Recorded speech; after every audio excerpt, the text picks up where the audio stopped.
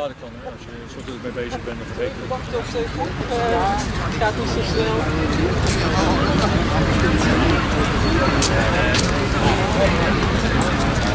Dat was zo, ja, was zo. Ja. Ja.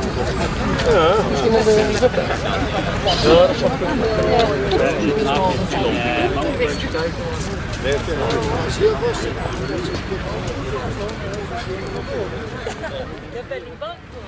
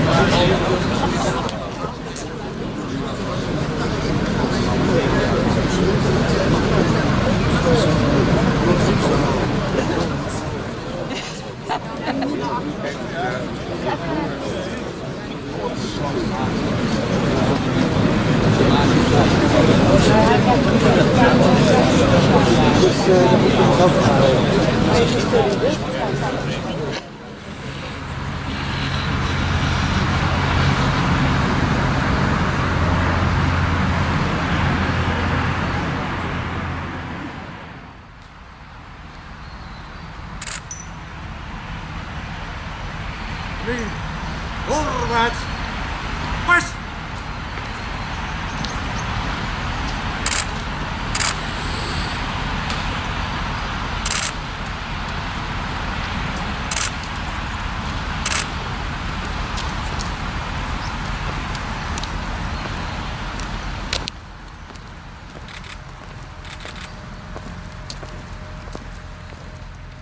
Hij wordt begeleid door luitenant-kolonel Martin Hazebos. Heel, nee. Goed. Oké. John Volkscommand Brunsen zal de ereroffels in ontvangst nemen.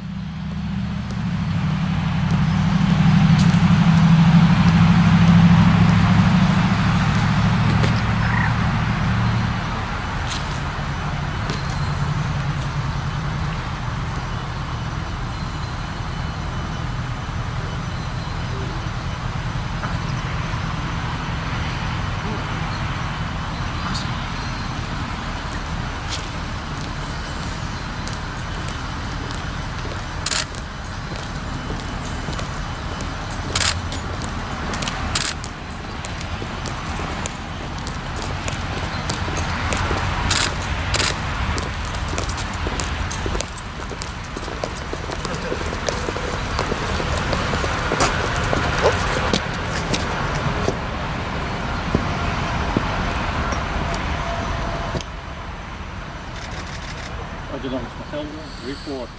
All ready. Ereroffels! On honor!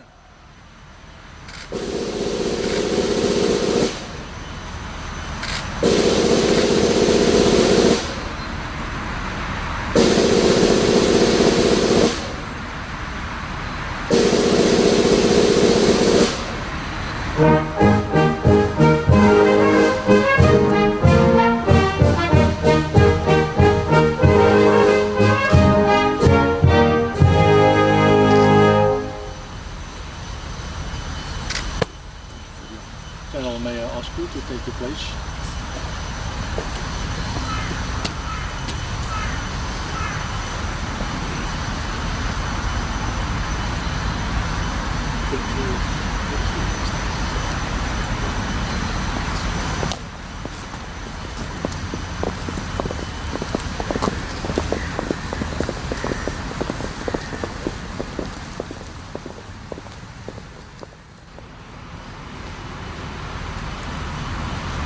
Hele houding! Ga! Houding groep! On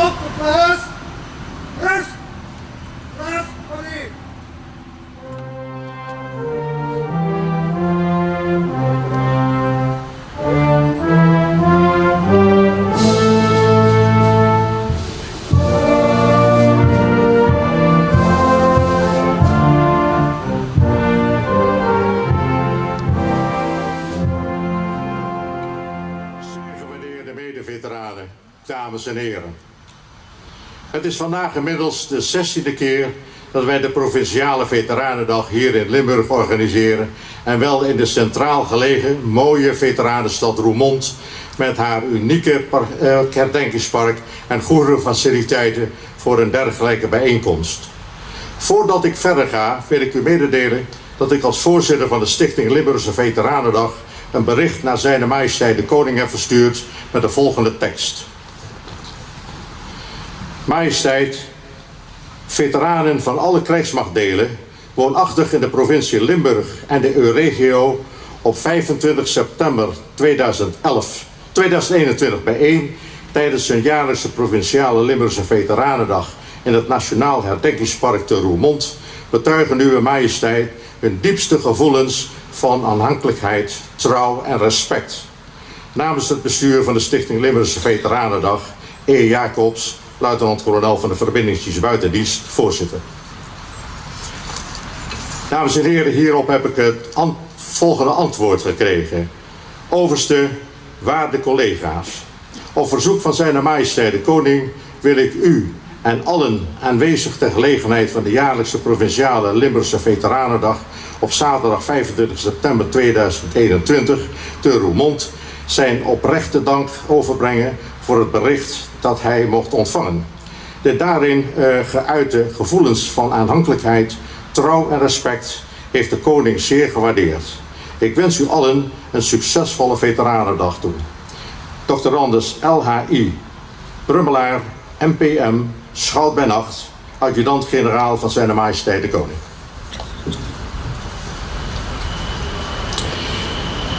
Het is mij een waar genoegen u allen hier op deze jaarlijkse bijeenkomst welkom te mogen heten. Ik ben bijzonder verrast zoveel aanwezigen hier bijeen te zien, ondanks de strenge controlemaatregelen die ons zijn opgelegd uit corona-overwegingen. Dank u wel, voorzitter. Mag ik dan nu uw aandacht vragen voor de plaatsvervangend commissaris van de Koning in de provincie Limburg, mevrouw Madeleine van Torenburg. De tijd maakte dat we niet op eerder moment hier deze samenkomst konden hebben. En we willen wel heel erg onze dankbaarheid uitspreken vanuit de provincie dat we toch hier vandaag nu op deze mooie manier bij elkaar kunnen zijn. Want het is ook wel iets bijzonders om een provinciale veteranendag te hebben. We zijn erin voorgegaan. Er zijn een aantal andere provincies die ons hebben opgevolgd. En het geeft wel aan hoe wij hier in Limburg graag samen elkaar willen raken, elkaar willen zien, onze ervaringen willen delen, terug willen kijken, vooruit willen blikken. En dat doen we dus altijd weer in deze vereniging. Dus het is heel mooi dat Limburg hierin in Nederland is voorgegaan. En wij kunnen alleen maar hopen dat eigenlijk alle provincies op deze manier ook een eigen veteranendag organiseren. En dan moeten we ons ook realiseren dat niet al onze helden vandaag bij ons zijn. Ik heb gezien dat iemand die heel veel voor jullie heeft betekend in de organisatie de afgelopen jaren, u ook is ontvallen. Dan heb ik het over meneer Jim Overclift Vaupel-Klein. Dat is natuurlijk intens verdrietig dat iemand die zoveel heeft gedaan voor u er niet meer is. En ik denk dat wij in hem alle andere mensen herdenken vandaag die niet meer bij ons zijn. Of misschien niet de kracht hebben gevonden om dit samen zijn bij te kunnen wonen. We staan vandaag ook stil bij het feit dat vrijheid natuurlijk nooit vanzelfsprekend is. En dat weten we en dat zeggen we vaak tegen elkaar. Het vraagt altijd weer moed om de vrijheid te bevechten. Om de vrijheid af te dwingen. En dat hebben zoveel die hier vandaag zijn gedaan. En ik wil daarom toch wel heel graag met u delen dat dat mij persoonlijk ook heel erg raakt. U weet wellicht dat ik een aantal jaren lid ben geweest van ons parlement. En ik vind het belangrijk dat u weet op welke manier eigenlijk in het parlement de mensen worden uitgezonden. Dat gaat altijd met een artikel 100 brief. De regering doet eigenlijk een voorstel om mensen uit te zenden naar een bepaald gebied in de wereld. En dat is een hele bijzondere procedure, want u weet, en het is de laatste tijd natuurlijk ook steeds weer aan de orde geweest, dat er zogenaamde fractiedisciplines zijn en dat mensen zich soms wat minder vrij voelen een positie in te nemen. Maar ik kan u zeggen dat juist bij deze procedure iedereen zelf de verantwoordelijkheid neemt om mensen uit te zenden. Dat doen we ook in 3 termijnen die u eigenlijk ook nooit ziet in het parlement. Meestal is het zo dat er een inbreng is, dan wordt er een antwoord gegeven en een inbreng en daarna is het klaar. Maar niet bij de artikel 100 brief. Niet op het moment dat wij onze mannen en vrouwen uitzenden ergens in de wereld. Ieder van ons in alle fracties stemt daarmee in. En het raakt ons natuurlijk ook intens wanneer het misgaat met mensen. Wanneer ze gewond raken, geestelijk gewond, lichamelijk gewond of erger, ook niet meer bij ons terug kunnen keren. Want daar voelen we ons altijd echt verantwoordelijk voor. Dus ook de afgelopen jaren, wanneer er mensen niet meer terug konden keren, of die terugkijken op een uitzending die hen heel erg veel gebracht heeft, maar ook heel erg veel gedaan heeft. En dat is iets wat ons in het parlement altijd intens raakt. Het zijn de uitzendingen geweest naar Afghanistan en naar Mali, waarvan we weten dat we niet iedereen weer terug hebben mogen ontvangen. En dan is het wel belangrijk om ook stil te staan bij het feit dat wij eigenlijk het enige land in de wereld zijn die de bevordering van de internationale vrede en veiligheid in onze grondwet hebben staan. Dat hebben we dus met elkaar gedeeld en afgesproken in een wet die niet zomaar te veranderen is. Omdat we met elkaar een missie hebben om de wereldvrede en veiligheid te dienen. Ik heb het zelf gezien in Kosovo, toen we daar als overheden in verschillende landen probeerden het land weer op te bouwen. Maar dat kon natuurlijk nooit. We waren daar zelf vanuit het gevangeniswezen. Maar dat kon natuurlijk nooit zonder de steun en het beschermende schild van onze militairen. Dus je kunt ook een land niet meer opbouwen wanneer je niet de bescherming hebt van zoveel die hier vandaag ook aanwezig zijn. Mensen die zich iedere keer inzetten weer voor een beter leven. En soms is het heel moeilijk. En dan heb je het idee dat je iemand alleen maar dromen en hoop hebt gegeven. Maar als we dat niet meer doen, als we niet meer proberen een bijdrage te leveren in landen waarvan we weten dat het heel ingewikkeld is om daar echt een permanente vrede en veiligheid te brengen. Als we dat niet meer doen, dan hebben mensen ook het gevoel dat de wereld onverschillig is. En u bent in persoon degene die heeft laten zien dat wij niet onverschillig zijn. Dat wij begrijpen dat het belangrijk is om altijd weer de vrede en veiligheid te dienen, die zo pijnlijk voor u soms is afgelopen. Dagen als deze bieden ons dus de reflectie om daar met elkaar naar te kijken, maar ook te delen wat we hebben meegemaakt. Want alleen dan kan je verder en kan je die vrijheid en veiligheid dragen. En we zien in onze Nederlandse samenleving dat we elkaar soms niet meer zo goed vinden. En dat we elkaar bijna de tent uitvechten. En dat we oneenigheden alleen maar uitvergroten. Maar juist dit soort dagen waarin we met een ceremonie, met een bijeenkomst laten zien wat uiteindelijk toch hetgeen is wat ons bindt. En dat is belangrijk, dat is waardevol, dat moeten we iedere keer blijven doen. Uiteindelijk is dit de manier waarop we onze samenleving sterker maken. Doordat we met elkaar delen dat wij ons verantwoordelijk voelen voor de vrede en veiligheid in de hele wereld. U bent allen, op welke vorm dan ook, altijd degene geweest die zich heeft ingezet voor alle kwetsbaren. Die een schild is geweest voor de zwakkeren. U draagt ook de littekens, die we soms fysiek zien. Maar soms zijn ze er geestelijk. En weten we niet dat ze er zijn. Maar die kunt u vandaag weer met elkaar delen om erover te spreken. En natuurlijk kijken we soms op momenten van vertwijfeling. Van wat is er eigenlijk gebeurd allemaal om ons heen. In Afghanistan is genoemd. Hoe pijnlijk is het hoe dat afloopt. En toch moeten we bij elkaar echt blijven nadenken. Dat we een bijdrage proberen te blijven leveren aan de vrede en veiligheid. Dat we mensen hoop moeten blijven bieden. En ruimte bieden om te blijven dromen. Want dat zal altijd de betekenis zijn van wat jullie met elkaar hebben gedaan. En daar kunnen wij u louter zeer erkentelijk voor zijn.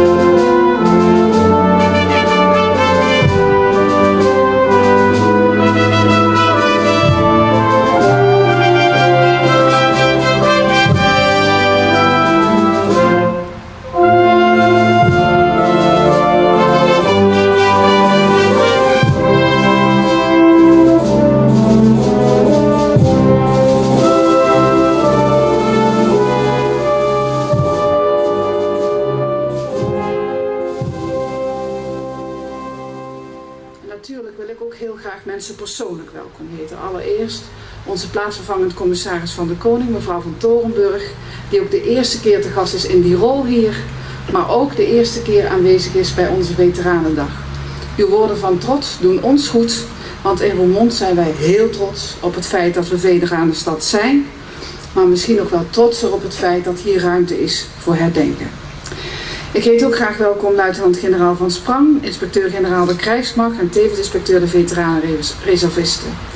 Luitenant-kolonel buitendienst Jacobs, voorzitter van de Stichting en Limburgse Veteranendag, waarvan ik zeker weet dat hij erg heeft uitgekeken naar deze fysieke bijeenkomst. Brigade-generaal Hoefsloot, directeur-bestuurder van het Nederlands Veteraneninstituut. Kolonel Koopman, regionaal militair commandant Zuid. Vicaris-generaal Monsieur Maassen van het bisdom Roermond. Maar ik meen ook gezien te hebben hulpbisschop Everhard de Jonge. Generaal-majoor buitendienst Noordzij, voorzitter van de Vereniging van Oud-Militairen en Indiëgangers Limburg. Mevrouw Bisschops, voorzitter van de Stichting Koepel Veteranen en andere geuniformeerde organisaties. Dames en heren, ik heb het al een paar keer gezegd, maar de stad Roermond hecht er grote waarde aan dat er voor veel veteranen in onze samenleving hier een plek is om te herdenken.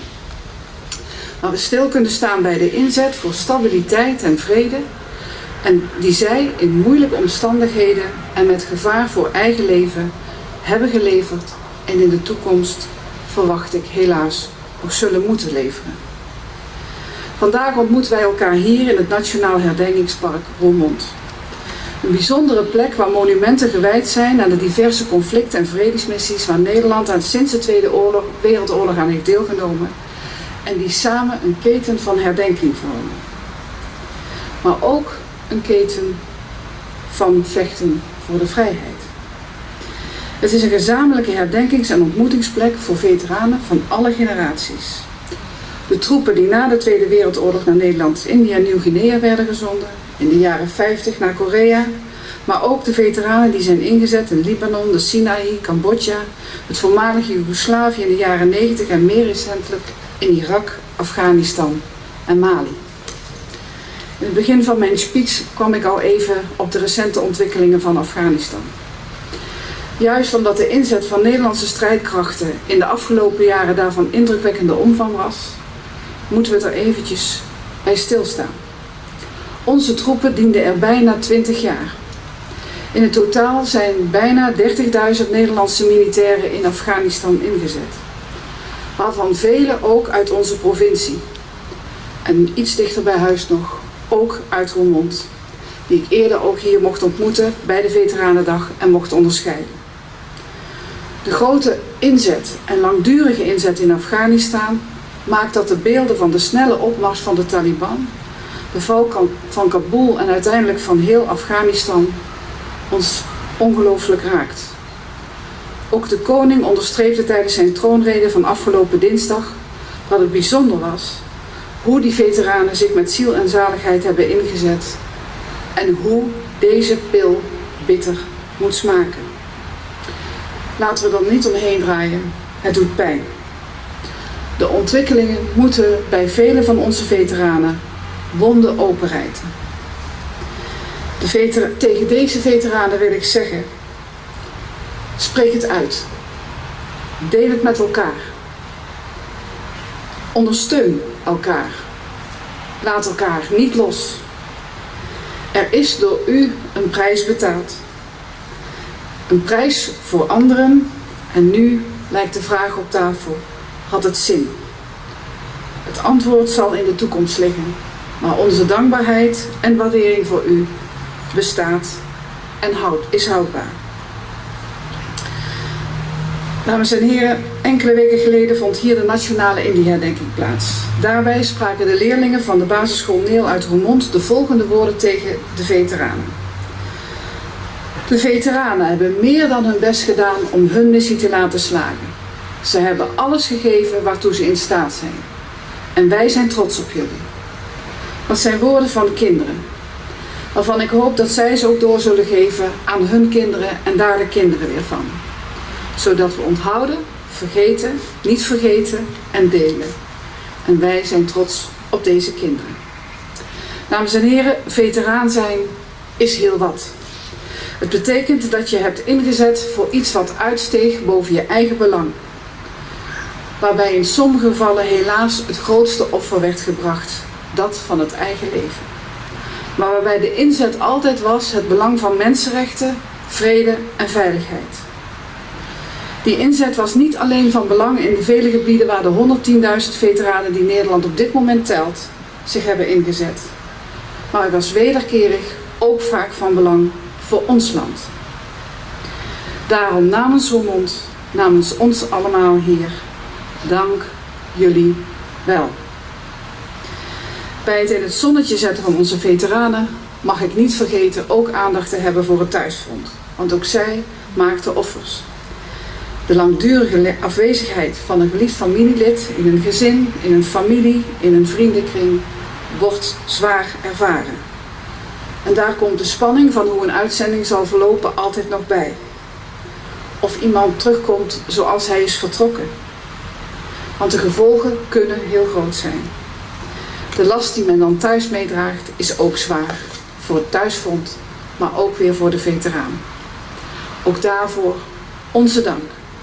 De bereidheid los te laten wat zo lief is en te wachten tot het terugkomt.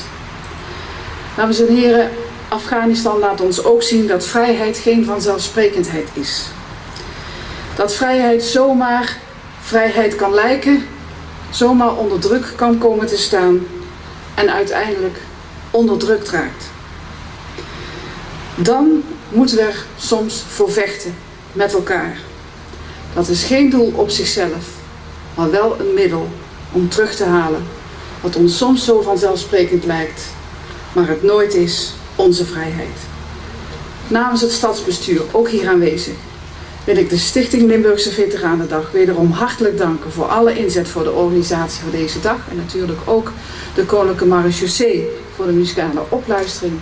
En bovenal wens ik u allemaal een mooie herdenking, maar ook een heel gezellige fysieke studiereis in Auschwitz was. Toen leerde ik dat. Toen zag ik dat. Toen zag ik de verschrikkingen die de Tweede Wereldoorlog teweeg heeft gebracht met eigen ogen. En toen pas kwam het binnen hoe erg ik van geluk mag spreken, tot dat het dichtste bij de oorlog was dat ik ooit zou komen. En dat deze vrijheid mij geschonken is geworden en dat er dappere soldaten zijn geweest en er nog altijd zijn die mij dit hebben gegeven. Maar toch het is zo belangrijk dat we de oorlog herinneren en dat verhalen doorgegeven worden. Want zo vergeten we nooit dat we ook in een totaal andere situatie hadden kunnen zijn op dit moment. Omdat dit zo moeilijk voor te stellen is, vond ik het zo belangrijk dat ik naar Auschwitz ben mogen gaan om daar met eigen ogen de verschrikkingen van de oorlog te aanschouwen. En dat jongeren leren over de oorlog en betrokken worden bij herdenkingen zoals deze. Zo blijven hen die hun leven hebben gegeven voor de vrijheid en leven in onze gedachten. En vergeten we niet dat we van elke dag die zij ons gegeven hebben, moeten genieten. Want vandaag herdenken we niet alleen, we vieren ook. We vieren het leven met alle kansen die we hebben in dit mooie land. En we vieren de vrijheid die daarbij gepaard gaat. Want de oorlog leert ons dat elke dag weer een gift is. En dat we die met beide handen vast moeten pakken, zolang het gaat. Toen ik naar Auschwitz ging, kregen wij allemaal ook de taak van een ambassadeur van de vrijheid. Dat houdt in dat jongeren betrokken worden bij dagen zoals deze, zodat de oorlog en de veteranen nooit vergeten worden. En zoals ik 2 jaar geleden al zei, jongeren zijn de toekomst, zeggen ze. Dus laten we een toekomst creëren waar deze gedachte doorgegeven wordt. Want zolang we de verschillende oorlogen herdenken, kunnen we ervan leren. Samen met de groep heb ik belangrijke dingen geleerd, maar vooral dat je samen sterker staat. De ervaringen die we daar hebben gehad, brachten ons als groep dichter bij elkaar. En het is dan ook heel mooi om te zien hoe mensen met elkaar verbonden kunnen worden door het bestuderen van verschrikkelijke gebeurtenissen. Op de momenten dat we de meest heftige indruk hadden, was iedereen er voor elkaar. Dat geeft steun. En dat zie ik terug als ik hier voor me kijk. Als ik om me heen kijk, zie ik een broederschap die verbondenheid uitstraalt. Iets dat niet te omschrijven is. Dit is een vorm van verbondenheid die ik nooit volledig zal begrijpen. En dat probeer ik daarom te vergelijken met de verbondenheid die ik voelde met de groep in Auschwitz. Daar bij de gaskamers en de kampen Daar ontstond een band tussen ons die onomschrijfelijk is. Hoe we daar stonden, met tranen in onze ogen, wist ik dat dit een band is die ik nooit met iemand anders dan met de groep zou hebben. Het is een band die je verbindt, ook al zie je elkaar een maand of zelfs een jaar niet. Het is terug te zien in de manier waarop we met elkaar praten en hoe we elkaar aankijken. En dat zie ik terug bij de mensen om me heen. Ik zie kameraadschap en ik zie verbondenheid in een handdruk, in een klop op de schouder en in de manier waarop men naar elkaar kijkt. Dat zal nooit in boeken vastgelegd kunnen worden. En daarom ben ik dankbaar dat ik dat mag aanschouwen. Dat ik als jongere hier mag staan en dit mag overdragen aan andere jongeren. Mijn opa Siem is ook een veteraan. En hij heeft lang bij de mariniers gezeten, waar hij veel heeft meegemaakt en heeft gezien. En toen ik met hem sprak vorige week, klonk er een duidelijke boodschap door in zijn woorden. Hij zei het volgende. Meid, ik heb al zoveel metgemaakt en gezien. Geniet in godsnaam van het leven. Doe wat ze leuk vindt en hoi van de mensen van huis. Geniet en leef. Dit inspireert mij. Jullie inspireren mij. Jullie geven mij hoop en moed, want jullie kracht om jullie thuis te verlaten, om voor mijn vrijheid te vechten, inspireert mij om ook op te komen voor wat ik belangrijk vind en ook om te genieten van al het goede dat het leven me brengt. Daarom ben ik dankbaar dat ik jullie recht in de ogen aan mag kijken, om samen de oorlog te herdenken. Bedankt.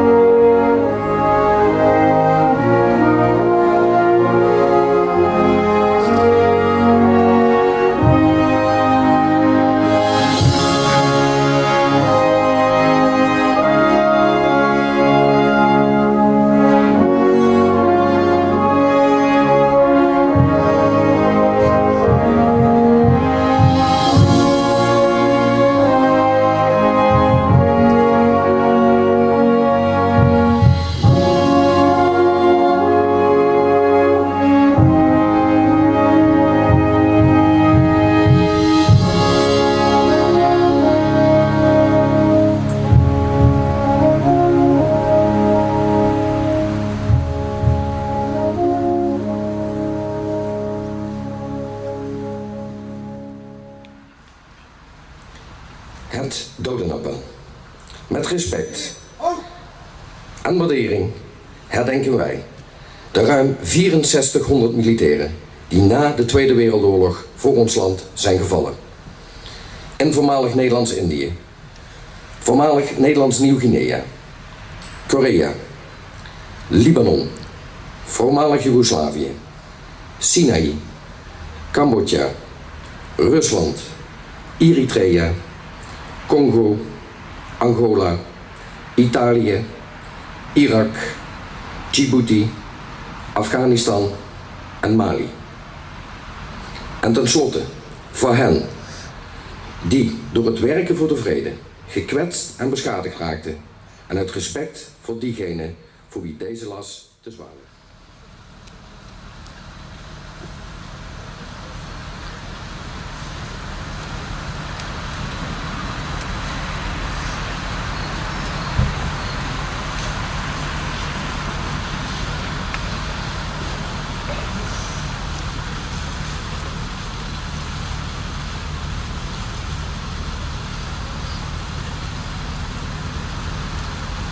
Het geheel brengt ere, goed.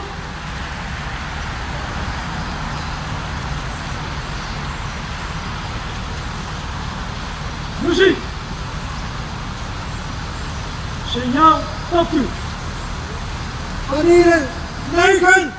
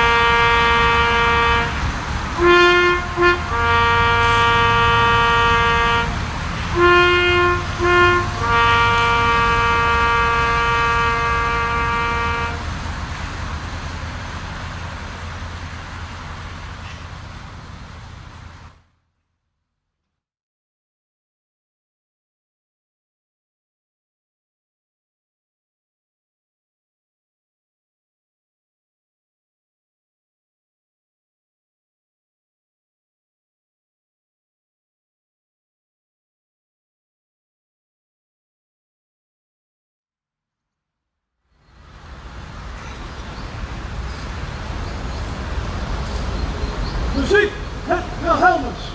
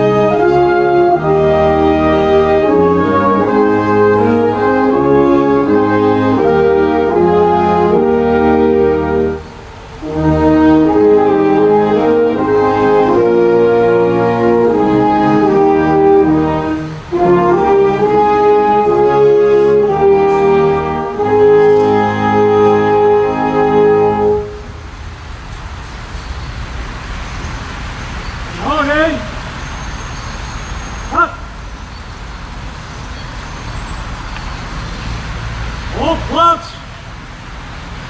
Huis! Wanneer roep! Op plaats! Rust! Plaats! Wanneer!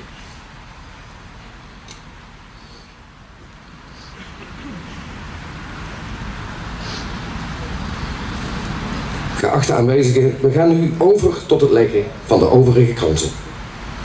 De tweede krans wordt gelegd door de inspecteur-generaal der Krijgsmacht, luitenant-generaal der Mariniers Frank van Sprang, en door de regionaal commandant Zuid, kolonel de cavalerie Ruben Koopman, namens de Nederlandse strijdkrachten.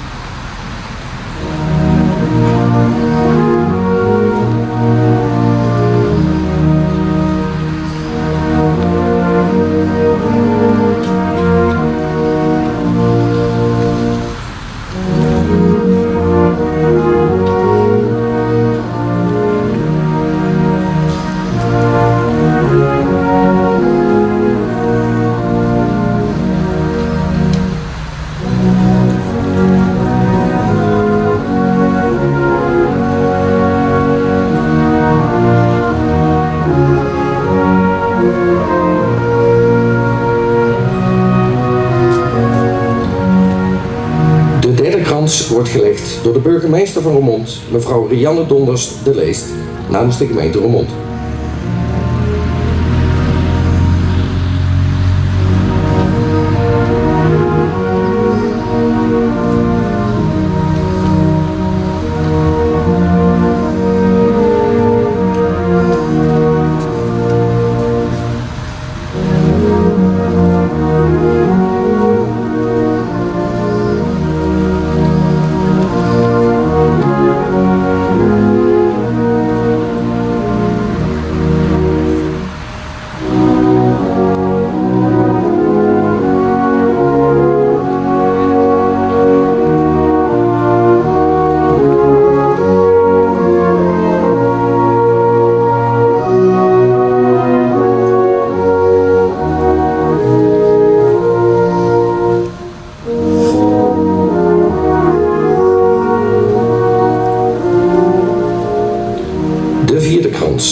wordt gelegd door generaal Jörg Volmer, commandant van het Joint Force Command Brunssum, namens het NAVO-hoofdkwartier Brunssum.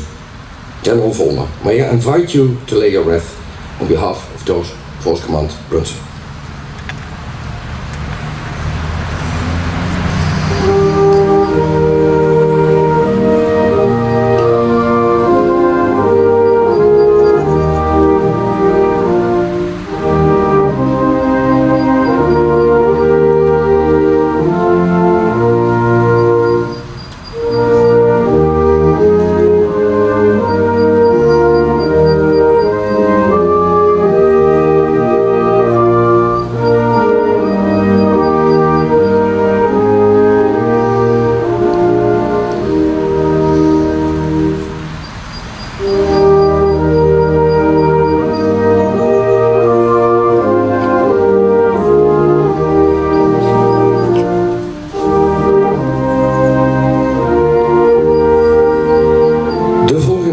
Wordt gelegd namens alle veteranen in de provincie Limburg en omstreken door de voorzitter van de Stichting Limburgse Veteranendag, luitenant-kolonel buitendienst Edwin Jacobs, en de heer Loemeijer van de Stichting Ontmoetingscentrum Limburgse Veteranen het Eldershoes.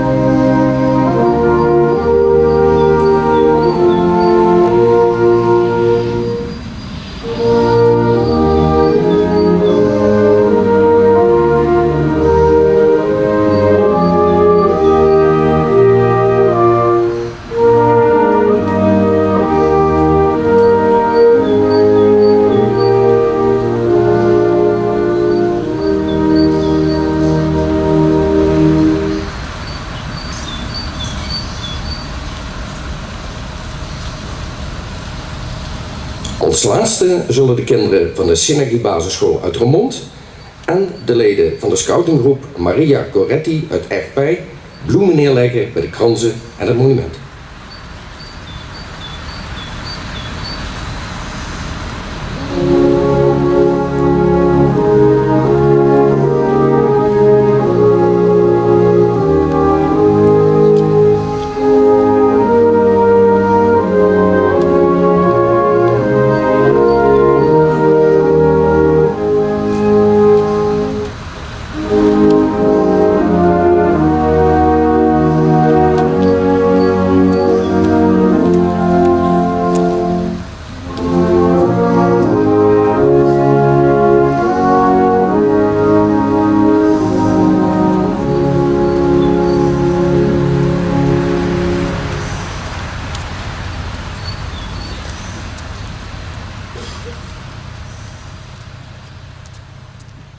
Very special place in your position as commander of Allied Joint Force Command Brunssum.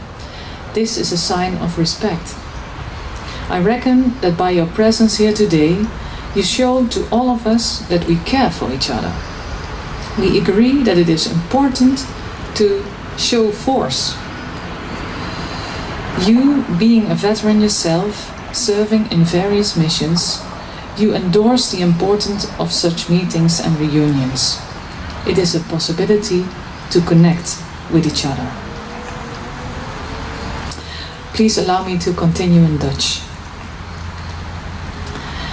Nou, we hebben gehoord dat hier nog veel meer hoogwaardigheidsbekleders zijn. Ik ga ze niet nog een keer allemaal noemen. Dat geeft wel extra mooi cachet door zo'n aanwezigheid. Door hoogwaardigheidsbekleders van de samenleving, van de krijgsmacht en van de kerk. En wat te denken van zo'n prachtig orkest, de fanfare van de Koninklijke Marechaussee. Maar nu ga ik het toch over een andere boeg gooien. Weet u wie extra cachet aan deze bijeenkomst geeft? De zieken. Ik wil hen graag adresseren. Soms is het wel duidelijk. Een rolstoel, een kruk of een hulphond, die zijn niet zo makkelijk weg te moffelen. Maar soms is het niet zo overduidelijk. Misschien zijn er onder u gewond geraakt in de ziel. Beschadigd, lelijke krassen opgelopen of littekens die de buitenwereld niet zo goed kan waarnemen. Tijdens een missie Nog niet zo lang geleden, of juist al wel, heel lang geleden. Bijna vergeten al. Niet toch? Niet hier. Hier zijn we weer, om elkaar te ontmoeten. Om namen te noemen van collega's, van vrienden en maten. Van plaatsen waar je nog bent geweest. Ken je Jan Bruinsma nog? Oh ja. En heb je nog iets van Gerrit gehoord? Gerrit? Ja. Ja, die ken ik nog van Kandahar. Door namen te noemen verbind je je weer met elkaar. Met toen. Vaak kan er nog om gelachen worden. En gelukkig zijn het vaak mooie verhalen die gedeeld worden.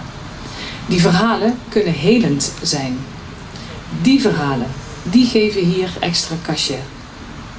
Trouwens, dat namen noemen gaat over de dood heen. We hoorden straks de naam van Jim Overclift al. En weet je wie bij deze bijeenkomst ook door hun aanwezigheid deze bijeenkomst ook extra belangrijk maken? De ouderen. Voor mij was het geen moeite om hier vandaag te zijn. Maar ik kan me toch voorstellen dat er onder u wel een paar zijn die 1 of 2 keer gevloekt hebben voordat het gelukt was om die QR-code op de telefoon voor de dag te toveren. Soms kraakt het, soms piept het en ik kan me indenken dat het soms wel wat veel gevraagd is om hier te zijn. Maar u had het er allemaal voor over om er vandaag bij te kunnen zijn. Om elkaar weer te kunnen ontmoeten. Om te laten weten dat je er nog bent. En om door te vertellen aan de jongere generaties. Aan die kinderen en aan de kleinkinderen. Die kinderen die hier aanwezig zijn. Super belangrijk. Die geven dit door. Die hebben bloemen gelegd. Die vertellen dit straks door aan hun vrienden en aan hun vriendinnen. Dat maakt indruk. Ga straks maar met iemand op de foto, even een selfie. En dat staat op Insta. En maandag wordt het verteld op school. Dat zijn de verhalen die hier doorgegeven worden. Verhalen die vertellen dat je erbij geweest bent. Toen. Dat je erbij geweest bent toen er een beroep op werd je gedaan. Een beroep om je steentje bij te dragen aan vrede en veiligheid. Vrede, dat is vaak zo vanzelfsprekend voor ons in Nederland. Dat is iets wat je doorgeeft. Ik vind het trouwens extra bijzonder dat deze Veteranendag precies in de Internationale Vredesweek valt. Deze week, in deze Vredesweek, wordt overal nog wel veel het vredesgebed van de heilige Franciscus gebeden. Nou heet ik Francesca, dus ik kan het niet laten om dit prachtige 12e eeuwse gebed van de heilige Franciscus voor u uit te spreken. Je zou denken zo oud, maar het is nog steeds actueel. Voor militairen, maar voor iedereen. Heer, maak mij een instrument van uw vrede. Laat mij liefde brengen waar haat heerst. Laat mij vergeven wie mij beledigde. Laat mij verzoenen wie in onmin leven. Laat mij geloof brengen aan wie twijfelt.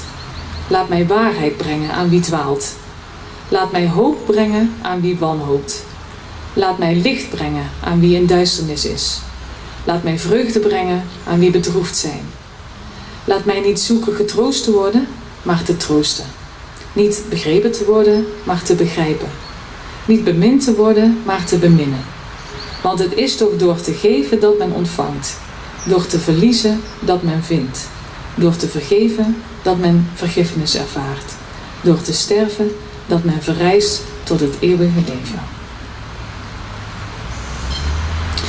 Het thema van die Vredesweek, zoals ik net zei, die is inclusief samenleven. Dat is een prachtig thema. En daar wil ik graag ook deze overdenking mee afsluiten. Inclusief samenleven. Iedereen hoort erbij. Iedereen mag erbij horen. Of je nu een hoge positie hebt of niet. Of je nu Limburger bent. Of een Duitser. Of je militair bent of burger. Thuisfront. Ongeacht je achtergrond. Waar je ook maar vandaan komt. Waar je ook bent geweest. Wat je ook hebt meegemaakt. Of je nu oud bent of juist jong. Ziek of juist genezen. Ieders naam mag worden genoemd. Ieders naam staat geschreven in de palm van Gods hand. En als je jouw naam hoort, weet je dat er een beroep op je wordt gedaan. Jij hoort erbij. Jij draagt bij. Ik wens u allemaal een hele mooie, gezegende dag toe. En ik ben trots dat ik er ook bij mag horen. Dank u wel.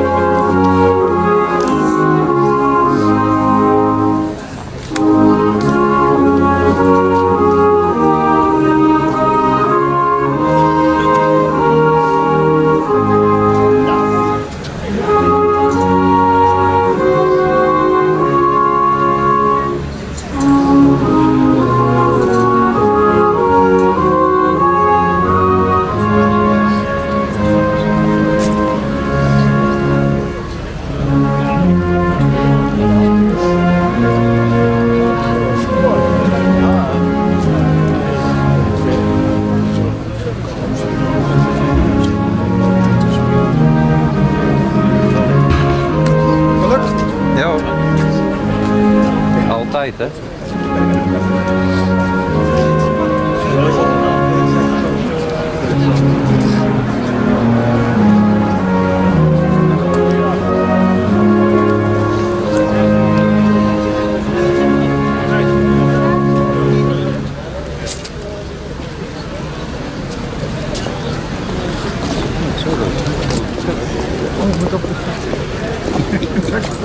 Je ziet gewoon, we moeten wat vertellen. Dat moet zo lopen. Zo lopen, dan komen we op het scherm.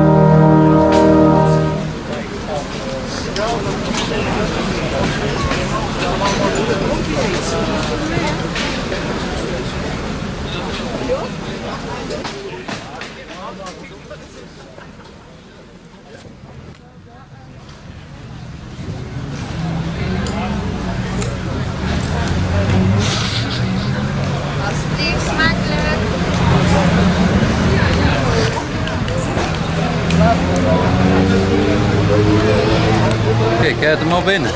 Ja. Goed bezig. Je kunt maar geld hebben, hè?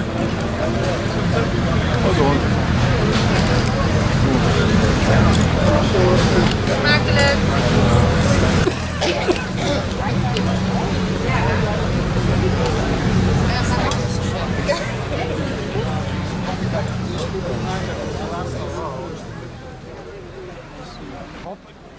altijd lekker, hè? Ja, zeker weten. Dat is altijd. Nou, is het eten een beetje smoes geweest. Nee. Zelfs de blikken waren goed, hoor. Ja, zeker weten. En de chocolade weet je niet zo. Ja. In chocolade, ja, de rib was gelijk op 15 in je bruin brood. Een complete maaltijd. Dat was een complete maaltijd, ja.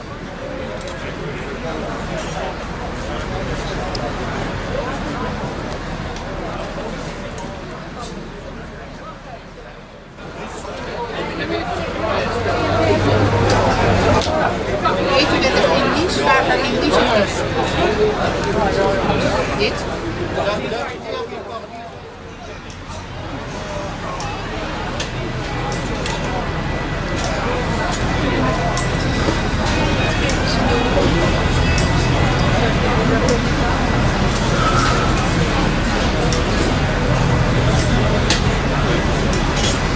Dankjewel.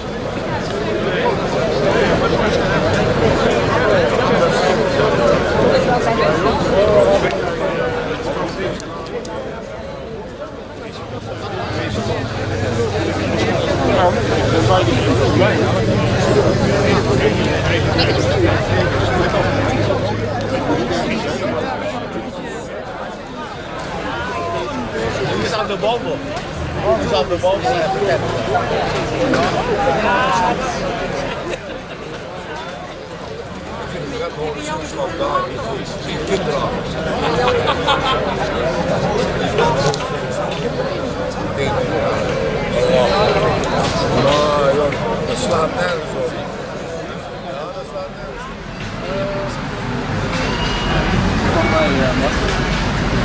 Vond ik een heel emotioneel stuk.